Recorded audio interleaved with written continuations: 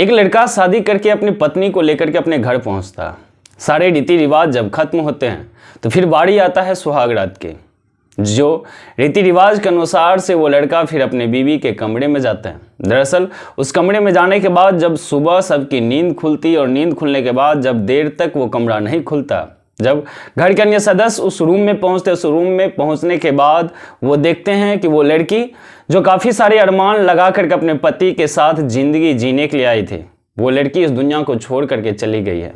Bed पे उसका शव पड़ा हुआ और उसका पति घर से गायब था। दरअसल जब इसके पीछे छिपी हुई पूरी कहानी के बारे में लोगों को पता चलता है, वहाँ के स्थानीय थाना को पता चलता है, तो वाकई में जो लोग भी इस पूरी घटनाक्रम के बारे में जान रहे थे हैरान और परेशान हो रहे थे। तो समझते हैं क्या थी आज की इस क्राइम की कहानी। राधे राधे, नमस्कार, सत श्री अकाल, मैं हूं कोमल यादव। तो रोज की तरह कहानी का सिलसिला शुरू करते हैं। जो लोग भी हमारे चैनल पे नए हैं, अगर अभी तक आपने चैनल को सब्सक्राइब नहीं किया तो चैनल को सब्सक्राइब कर दीजिए और कहानी अगर आपको अच्छा लगे तो कहानी का जो भी राय है कमेंट बॉक्स में आप जरूर बताइएगा। दरअसल इस कहानी का शुरुआत होता है राजस्थान का एक जगह है जिस जगह का नाम है बाड़मेर।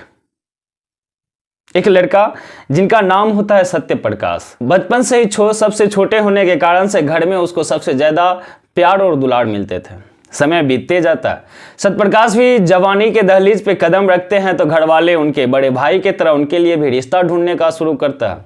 कई जगहों पे रिश्ता देखा जाता है, कई जगहों पे अच्छी रिश्ते को देख करके उसके घर भी बात किया जाता है। लेकिन जब सत्यप्रकाश इस चीज़ों के बारे में बात किया जाता है, उसके शादी के बारे में बात किया जाता है, तो सत्यप्रकाश साफ तौर पे मना कर देते हैं। वो कहते हैं कि मुझे अभी शादी नहीं करना, अभी मेरा उम्र ही क्या हुआ, शादी जब करेंगे तब आपको, शादी जब करेंगे तो परिवार वाले को बता देंगे। यही टाल करके तकरीबन सत्यप्रकाश की उम्र 33 वर्ष हो जाता है। लेकिन सत्यप्रकाश तब तक में कई रिश्ता जो उनके पास आए, लेकिन एक भी रिश्ते को वो एक्सेप्ट नहीं किए। लेकिन इसी बीच उसके परिवार वाले एक जगह लड़की देखने जाते हैं और उस लड़की को देखने के बाद जब वो घर लौटते हैं तो वो साथ में एक लड़की का फोटो भी लेके आते हैं।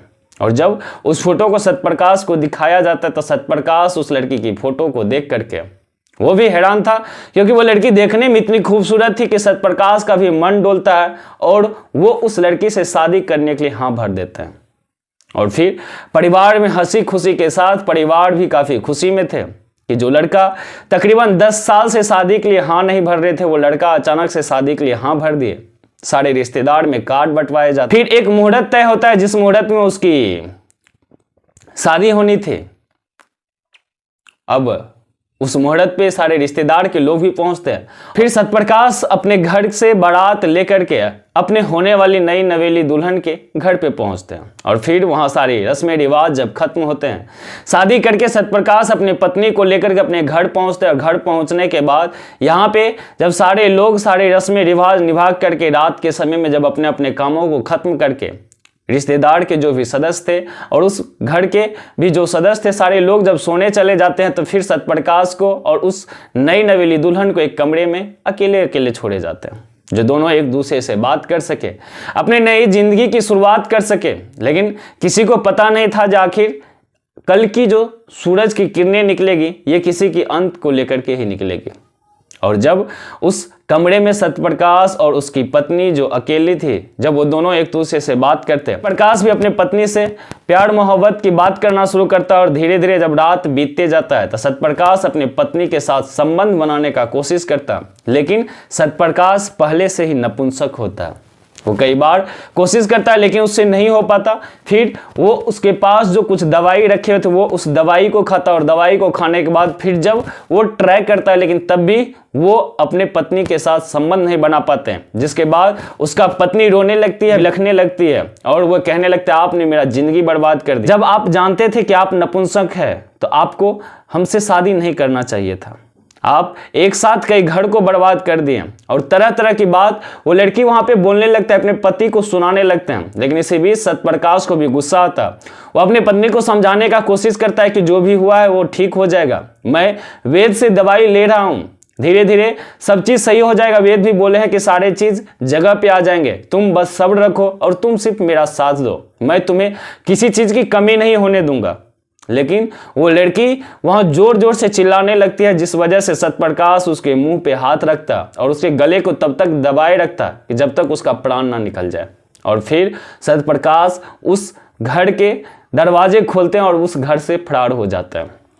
अब जब सुबह होते हैं, सुबह होने के बाद घर के अन्य सदस्य जगते हैं, जगने के बाद अपने अपने कामों पे लग जाते हैं। लेकिन जब काफ़ी समय बीत जाता है, जब उस घर से कोई नहीं निकलता है, तो फिर घर के परिवार के एक सदस्य जो उस कमरे तक पहुंचता है, कमरे को खटखटाया जाता है, लेकिन कमरा खुला हुआ। फिर कमरे को खोला जाता।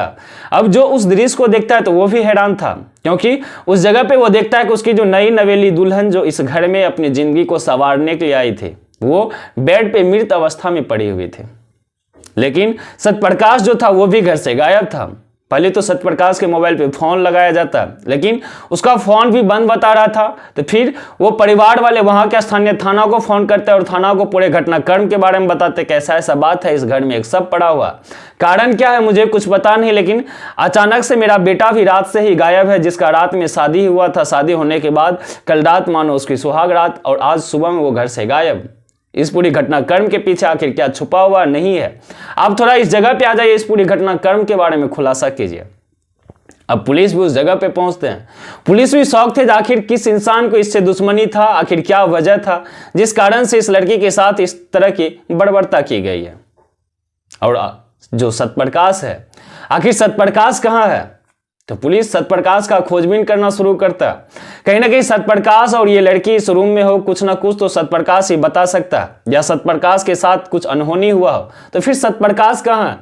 पुलिस सबसे पहले सत्यप्रकाश के मोबाइल की कॉल डिटेल्स और सर्विलांस खंगालना शुरू करता है, और फिर जब उसकी लोकेशन निकाला जाता है तो वहां से सत्यप्रकाश को गिरफ्तार भी किया जाता है। और जब सत्यप्रकाश को गिरफ्तार करके उस रात की पूरी कहानी को जानने का कोशिश करता है, तो सत्यप्रकाश जब पूरी कहानी बताते हैं तो वाकई में पुलिस वाले भी शौक हो चुके थे। सत्यप्रकाश बताता है कि साहब, मैं बचपन से ही नपुंसक हूं, जिस कारण से मैंने परिवार के अन्य सदस्य को नहीं बताया, जिससे समाज में मेरी मान मर्यादा घट सके, परिवार के लोग मुझे हीन भावना से देखें। मैंने कई जगहों पे कई डॉक्टर से दवाई लिए, कई वैद्य से दवाई लिए। एक बाबा जो दवाई दे भी रहे थे वो बताए थे कि सब चीज सही हो जाएगा। मैंने कई जगहों पे कई सारे पैसा खर्चा किए, और जब बात रही इनकी शादी का, इस लड़की से जब मेरा शादी फिक्स हुआ तो ये लड़की देखने में इतनी खूबसूरत कि मैं अपने आप को रोक नहीं पाया। और फिर जब मैं इस फोटो को लेकर के बाबा के पास गया और बाबा को बताया कि बाबा ऐसा ऐसा बात है, मेरा शादी फिक्स हो गया और इस लड़की से शादी होने वाला है, क्या मैं इस लायक तैयार हो चुका हूं कि मैं किसी के साथ संबंध बना सकूं या उसके साथ शादी कर सकूं? तो बाबा भी बताते हैं कि जो भी होगा ठीक ही होगा, तुम शादी करने के लिए तैयार हो, तुम शादी कर सकते हो, इसमें कहीं से भी कोई दिक्कत नहीं हो, तुम पूरी की पूरी तरह से मर्द बन चुके हो। और फिर वो लड़का शादी करता है। लेकिन शादी के बाद जैसे ही वो अपने पत्नी को लेकर के घर पहुंचता, घर पहुंचने के बाद जब उसका पत्नी इस चीजों का विरोध करती, रोने बिलखने लगती है, वो कहती, मैं अपने परिवार वाले को बता दूंगी और तुम पे केस करूंगी जो तुमने मेरा जिंदगी बर्बाद कर दिए, और मैं पूरे तुम्हारे परिवार को बर्बाद करके रख दूंगी। ये बात सुन करके उसको लगता है कि शायद इस वजह से अगर ये बात घर से बाहर निकल जाए तो फिर मेरा समाज में क्या इज्जत रहेंगे, मेरे परिवार वाले के क्या इज्जत रहेंगे, जिस वजह से मैंने उसका गला दबा करके हत्या कर दी। हालांकि पुलिस सत्यप्रकाश को गिरफ्तार करता है और गिरफ्तार करने के बाद उसे जेल भेज देता है। लेकिन ये कहानी यही खत्म होता है। इस कहानी को सुनाने का मकसद किसी को परेशान करना नहीं, किसी के दिल को ठेस पहुंचाना नहीं, बल्कि समाज में घट रही एक सच्ची घटना से आपको उड़ू करवाना। हालांकि इस कहानी का जो भी राय होगा आप कमेंट बॉक्स में जरूर दीजिएगा। क्या इस जगह पे गलती सत्यप्रकाश का है, या उसके परिवार वाले का है, या उस लड़की का है? क्या सत्यप्रकाश को अपने पूरी सच्चाई के बारे में परिवार वाले को बताना चाहिए, या उस लड़की को बताना चाहिए, या उसे शादी नहीं करना चाहिए? आपका जोड़ है, आपका जो भी राय होगा वो आप जरूर बताइएगा। फिर मिलते हैं कल एक और नई कहानी के साथ। तब तक आप खुश रहिए, आप अपना परिवार का ध्यान रखिए। जय हिंद, जय भारत, वंदे मातरम।